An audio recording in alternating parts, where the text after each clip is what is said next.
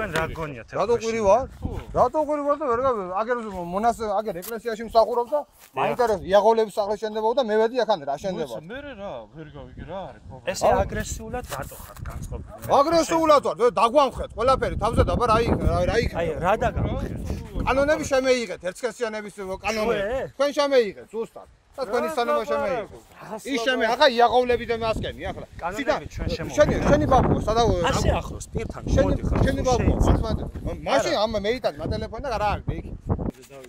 ჩვენ ხო ვარ ჩვენთვის წნარად არ მოვიგებთ. რა დაგანე ასე იაღოვლების სახლი მინდა კაცო აქანა უგედრობა. ჩვენი მშენებლობით შეგაწუხეთ? შემაწუხე. როგორ შეგაწუხეთ? აბა გითხარით ძალიან გთხოვთ. თქვენ მართლმადიდებლები ვართ თუ არ გვინდა სხვა საწმუნოების, რა ქვია, ხალხი არ გართმევთ თქვენ რწმენას. რწმენას არ მინდა. მე ვარ ღვთისმშობლის წინააღმდეგ ქვეყანა ვარ და ჩემი ბაბუაშენი მართლმადიდებელი იყო.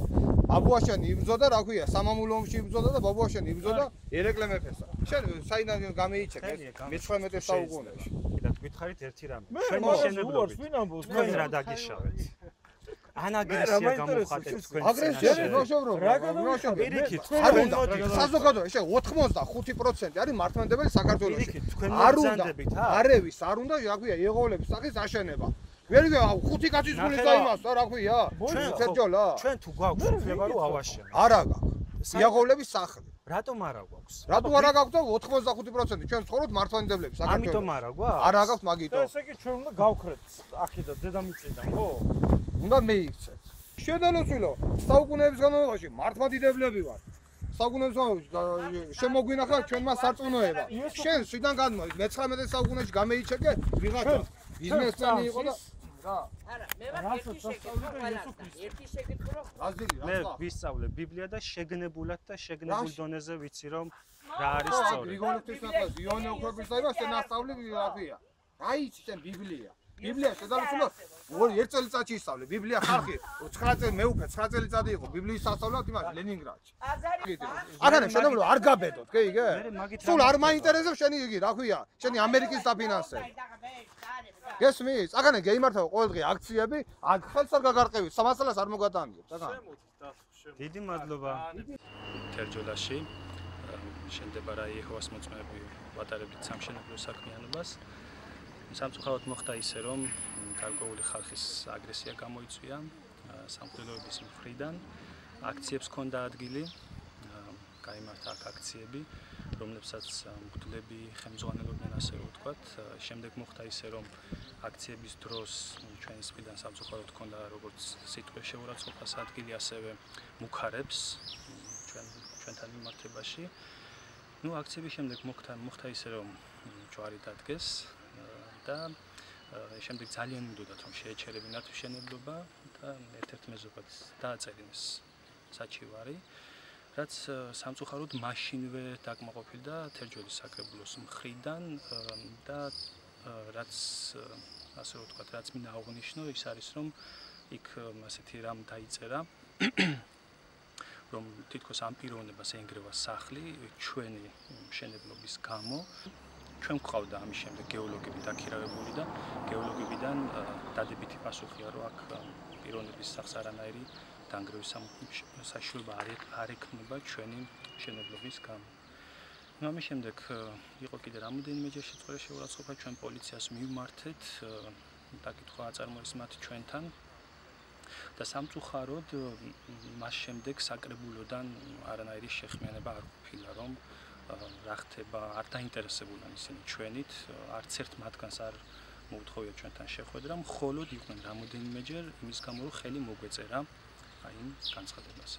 ხალხის წარმომადგენელი ვარ და მრევლის წარმომადგენელი ვარ, შენ კი ამ საქმეზე გული. გასაგებია? ასრო ველოდებით? გამგეობამ რომ მოგიწერა ხელი, ხო ჩათვალე მაშინ საჭიროთ რომ ეს იყო მართებული. ახლა გამგეობის მოწერილი ხელშეკრულება რომ მოგიტანეს რატო აღვართ იმას კანონიერად? მაინტერესებს რა? ალბათო, მე გითხარით. ტყუილა აშენეთ, დღეს მაინც დაინგრევა, მაგრამ დღევანდელი უკვე იძლება უკანონოს და ტყუილა წვალო. რაც მოყვება, თქვენ თავს დააბრალეთ არა. ეს აქციები მიმდინარეობდა სასწავლო საათების პროცესში და მასში ჩართული იყვნენ თერჯოლის მეორე საშუალო სკოლის დირექტორი ვიმე რუსუდანი და ასევე მასწავლებლები და სადღაც 8-დან 13 წლამდე ასაკის მოსწავლეები და შეიძლება მოვლენები ისე განვითარდა რომ ამას მოყვა გამგებლის გამოცხადება ადგილზე, რომელიც შეიძლება ვიდეო საშუალებითაც არის აღწერილი, რომელიც მოუწოდებს მართლმადიდებელ მრევლს რომ დაწნარდნენ, რადგან ისედაც გადაწყვეტილება მიღებული იქნება მათ სასარგებლოდ. გამგებელი ვინმე ლევან გურგენიძე. როგორც დავინახეთ, აი აქციების პარალელურად და გამგებლის შესაბამისი განცხადების შემდეგ მოხდა ასეთი გადაწყვეტილების მიღება. ამ სამართლებრივად რომ შევაფასოთ ეს გადაწყვეტილება, აქ უნდა აღინიშნოს, რომ თუ კი მაგალითად ზოგადი წესების შესაბამისად მოქალაქის ადმინისტრაციული საჩივარი იწვევს სამართლებრივი აქტის შეჩერებას, განსხვავებულ წესებს ადგენს საქართველოს კანონმდებლობა მშენებლობასთან დაკავშირებით. ანუ მშენებლობის ნებართვის შეჩერება არ იწვევს ავტომატურ რეჟიმში ადმინისტრაციული საჩივარი.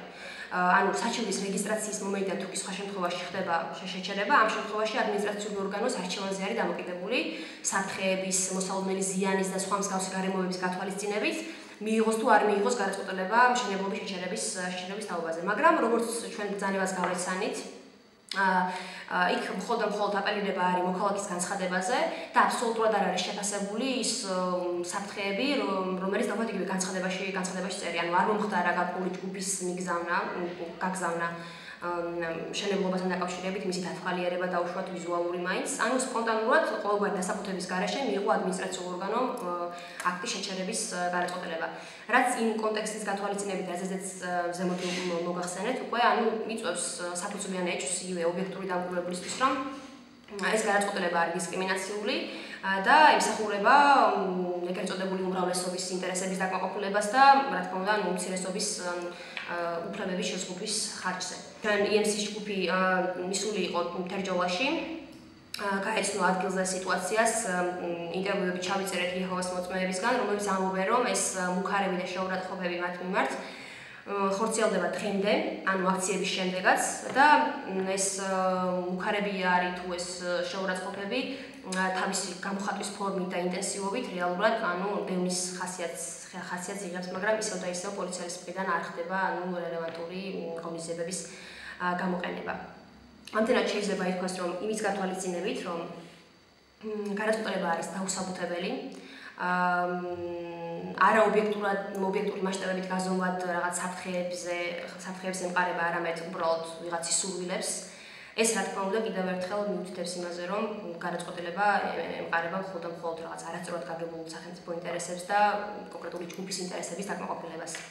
რაც შეიძლება ასევე მიუთითებდეს კონკრეტული საჯარო მოსამსახურეების მხრიდან დანაშაულის შესაძლო ჩადენის ფაქტზე, როგორიც არის იგივე სამოხელეო დანაშაული, უფლებამოსილების ბოროტად გამოყენება და ასევე როგორიც არის რელიგიური გაერთიანების საქმიანობისთვის უკანონოდ ხელი შეშლა სამსახურებრივი მდგომარეობის გამოყენებით, რაზეც რა თქმა უნდა ისევ და ისევ საჭირო არის ადეკვატური რეაგირება, რასაც მართალია მასმედიის საშუალებით გამოქვეყნა და უკვე რეაგირება უნდა მოყოლოდა ამას, მაგრამ რადგან არ მოყვა, ამიტომ ჩვენ ვაპირებთ, რომ ასეთი დასაბუთებული, არგუმენტირებული შესაბამისი მტკიცებულებებით და რთული განცხადებით მიმართოთ შესაძლებლობას.